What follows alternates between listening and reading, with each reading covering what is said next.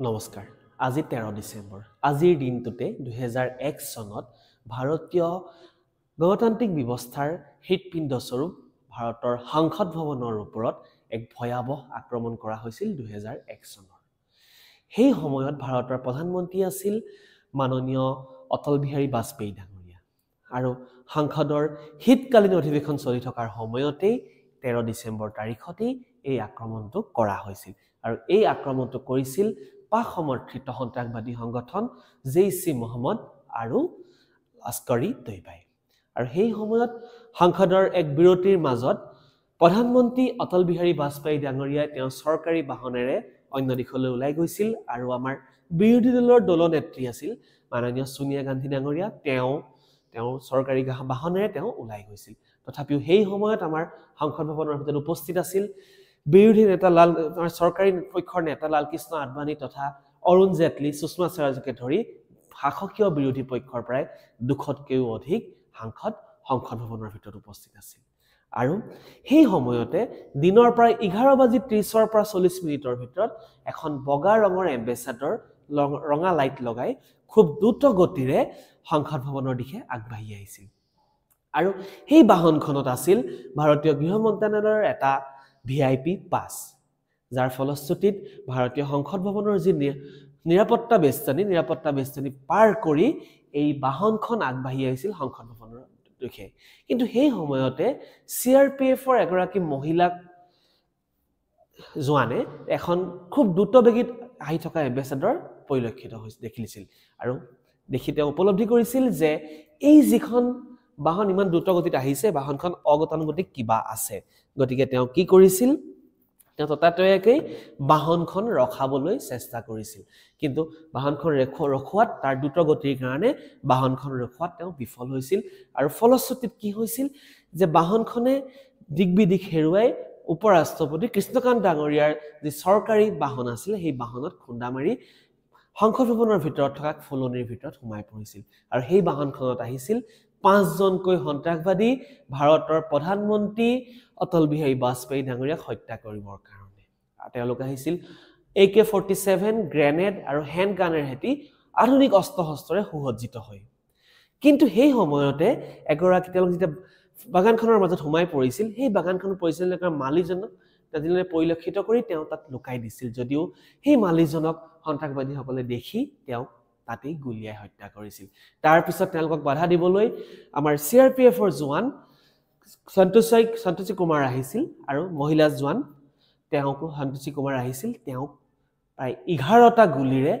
ঠকাহৰকা কৰিছিল সন্ত্ৰাসবাদীসকলে কিন্তু তাৰ পিছত তেওঁলোক আগবাঢ়ি গৈছিল ভাৰতৰ সংসদ ভৱনৰ দিশে আৰু সেই সময়তে ভাৰতৰ সংসদ ভৱনৰ ভিতৰত যি নিৰাপত্তা এলাৰ্ম বা সিকিউৰিটি এলাৰ্ম আছিল সেই সিকিউৰিটি এলাৰ্ম বাজি উঠাৰ কাৰণে নিৰাপত্তাৰক্ষীসকল তৎপৰ হৈ উঠে আৰু সংসদ ভৱনৰ ভিতৰলৈ প্ৰৱেশ কৰা সকলো ৰাস্তাই বন্ধ কৰি দিয়া হৈছিল আৰু সন্তোষ কুমাৰ বুলি এজন নিৰাপত্তা বিষয়া যি তেওঁ জয়েন কৰা মাত্ৰ 6 মাহ হৈছিল তেওঁ মাত্ৰ কিছু সময়ৰ ভিতৰতে 3জন সন্ত্ৰাসবাদীক গুলিয়াই হত্যা কৰিবলৈ সক্ষম হৈছিল এতিয়া আমি যদি চাওঁ যে তেওঁলোকে কি কৰিছিল AK-47 আৰু হেণ্ড গ্ৰেনেড তাৰ ফলত তেওঁলোক বাকি যি দুজন সন্ত্ৰাসবাদী আছিল তেওঁলোকে হেণ্ড গ্ৰেনেডেৰে ভাৰতৰ সংসদ ভৱনৰ ওপৰত আক্ৰমণ কৰিছিল আৰু তেওঁলোকৰ লক্ষ্য আছিল অটল বিহাৰী বাজপেয়ী ডাঙৰীয়াক হত্যা কৰাৰ লগতে আমাৰ যি সাংসদসকল আছে সাংসদসকলক তেওঁলোকে বন্দী কৰাৰ বিনিময়ত তেওঁলোকে কি কৰিব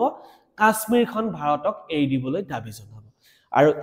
এই যিটো ঘটনা এই ঘটনাৰ মাষ্টাৰ মাইণ্ড আছিল আফজল গুৰু মাওলানা মাসুদ আজহাৰ আৰু SRA গিলানী আছিল আমাৰ দিল্লী বিশ্ববিদ্যালয়ৰ এজন প্ৰবক্তা আৰু মাসুদ আজহাৰ তেওঁ আছিল পাক সমৰ্থিত সন্ত্ৰাসবাদী যাক ভাৰতৰ জম্মু কাশ্মীৰ জেলত বন্দী কৰি ৰখা হৈছিল আৰু সেই তাৰ কিছু বছৰ আগত আমি যদি চাওঁ 24 ডিসেম্বৰ 1999ত কি হৈছিল এয়াৰ ইণ্ডিয়াৰ এখন বিমান অপহৰণ কৰি আফগানিস্তানলৈ লৈ যোৱা হৈছিল আৰু বিমানত থকা লোকসকলৰ বিনিময়ত 3জনকৈ সন্ত্ৰাসবাদী নেতাক মুকলি কৰিবলৈ সন্ত্ৰাসবাদী সংগঠনে ডিমাণ্ড কৰিছিল আৰু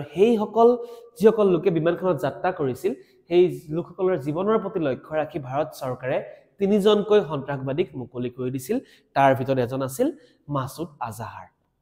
মাসুদ আজাহাৰে ভাৰতৰ জেলৰ পৰা ওলাই গৈ তেওঁ জেইচ-ই মহম্মদ বুলি এটা সন্ত্ৰাসবাদী সংগঠন প্ৰতিষ্ঠা কৰিছিল যাৰ লক্ষ্য আছিল কাশ্মীৰখন স্বাধীন কৰা আৰু লগতে কাশ্মীৰক পাকিস্তানৰ লগত সংযোগ কৰা আৰু তেওঁক সহযোগিতা কৰিছিল আফজল গুৰু এটা সময়ত আছিল জম্মু কাশ্মীৰ লিবাৰেশ্যন ফ্ৰণ্টৰ এজন মিলিটেণ্ট আৰু তেওঁ পিছত সেই মিলিটেন্সি এৰি তেওঁ ব্যৱসায় কৰিবলৈ আৰম্ভ কৰিছিল যদিও তেওঁ গিলানী মাসুদ আজাহাৰৰ লগত তেওঁ লগ হৈ তেওঁ বহুত ধনৰ বিনিময়ত এই মাষ্টাৰমাইণ্ডত তেওঁ এই কামত তেওঁ অংশগ্ৰহণ কৰিবলৈ সাজু হৈছিল আৰু তেওঁলোকে আক্ৰমণ কৰিবৰ কাৰণে পোনপ্ৰথমে তিনিটা জেগা সিলেক্ট কৰি লৈছিল তাৰ ভিতৰত প্ৰথমটো আছিল ইণ্ডিয়ান US এম্বেসি সেকেন্ড আছিল ইন্দিৰা গান্ধী ইন্টাৰনেশ্যনেল এয়াৰপোৰ্ট আৰু থাৰ্ড আছিল পাৰ্লিয়ামেন্ট আৰু তেওঁলোকে ফাইনেলি পাৰ্লিয়ামেন্টত এটেক কৰিছিল এই আক্ৰমণত দিল্লী পুলিচৰ প্ৰায় 6 গৰাকীকৈ বিষয়া আৰু সংসদ সুৰক্ষা কৰ্মী যিসকল থাকে সংসদ ভৱন সুৰক্ষা কৰ্মী তেওঁলোকৰ দুজন আৰু এজন মালিকে ধৰি 9 জনকৈ ব্যক্তি শহীদ হৈছিল তাৰ লগতে আমি জানো যে 18 জনকৈ ব্যক্তি আহত হৈছিল প্ৰায় 1 ঘণ্টা জোৰা হতাহতিৰ ফলত বা সংঘৰ্ষৰ ফলত 5 জনকৈ সন্ত্ৰাসবাদী নিহত হৈছিল যদিও তেওঁলোকে তাৰ আগতেই এই ঘল ব্যক্তি হত্যা কৰিছিল আৰু কেইবাটাও গ্ৰেনেড ব্লাষ্ট কৰি তেওঁলোকে সংসদ ভৱনৰ কিছু ক্ষতি সাধন কৰিছিল অৱশেষত এই আক্ৰমণ সংঘটিত হোৱাৰ প্ৰায় 75 ঘণ্টাৰ ভিতৰতে ইয়াৰ তদন্ত কৰা হৈছিল আৰু তদন্তত এই কথা প্ৰতীয়মান হৈছিল যে এই আক্ৰমণ পাক সমৰ্থিত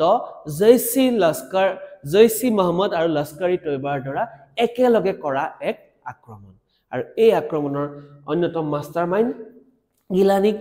ফাঁচি দিয়া হৈছিল মাসুদ আজাহাৰক ফাঁচি দিয়া হল আৰু ইয়াৰ লগতে আফজল গুৰু যিজন অন্যতম মূল অভিযুক্ত আছিল এই আক্ৰমণৰ আফজল গুৰুক 2013 চনত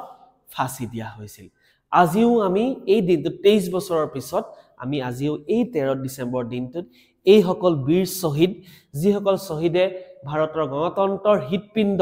সংসদ ভৱন ৰক্ষাৰ কাৰণে প্ৰাণ ত্যাগ কৰিলে তেওঁলোকৰ বলিদান তেওঁলোকৰ ত্যাগক আমি আজিও শ্ৰদ্ধাৰে সোঁৱৰিছো আৰু আমি আজি ভাৰতবাসী হিচাপে তেওঁলোকৰ ওচৰত চিৰকৃতজ্ঞ তেওঁলোকৰ এই বলিদানে আমাৰ ভাৰতীয় গণতন্ত্ৰক এক শক্তিশালী ৰূপত প্ৰতিষ্ঠা কৰাত সহায় কৰিলে ইয়াৰ নহয়